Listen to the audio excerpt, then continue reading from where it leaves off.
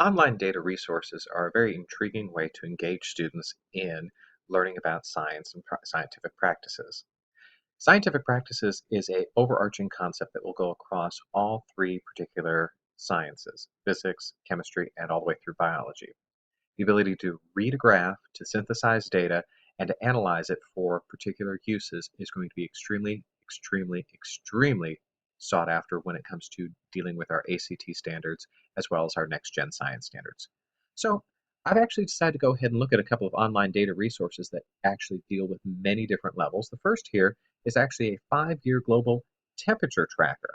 Now, as you can see here from this particular map here, we actually have the ability to go ahead and start tracking this particular data over the years. And as you can see, as it kind of bounces on through, you can see hot spots and cold spots.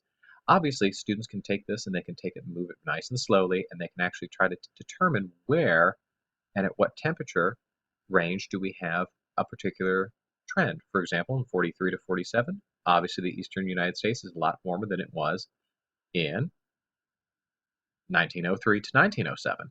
So there could be some type of explanations for all of this. We can go ahead and use these types of explanations to go ahead and push our students a little bit harder on trying to learn about data and data analysis. Another actual interesting online resource is Galaxy Zoo. Galaxy Zoo, I've found, is actually a very interesting Zooniverse style of taking a look at data. Students would actually be able to look at galaxies, as you can see here, and begin to classify them themselves. So what you're probably saying is, well, this is kind of Earth, space, science, astronomy, etc. Well, actually, the next gen science standards are starting to be split up, and actually, Earth space science standards are going to start to be taught within classrooms in the physics as well as the chemistry classrooms. As chemistry, we'll start to learn that everything came from the Big Bang and from star matters and things of that nature. So therefore, we want to go ahead and introduce students to actually what a galaxy would look like. So you can be classifying these and say, hey, look at how they look. How round is it? Do they seem to be merging or going apart from one another? And basically taking a look at these particular classifications, we can actually begin to take a look at what the students are thinking about. And this data can be used to go ahead and teach us more about what we think the students are learning about. Now, if we look at some of these examples here, once we get through the vocabulary, we can actually go ahead and take a look at some of the examples themselves to help students, especially English language learners, etc., to go ahead and figure out what some of these pictures actually mean.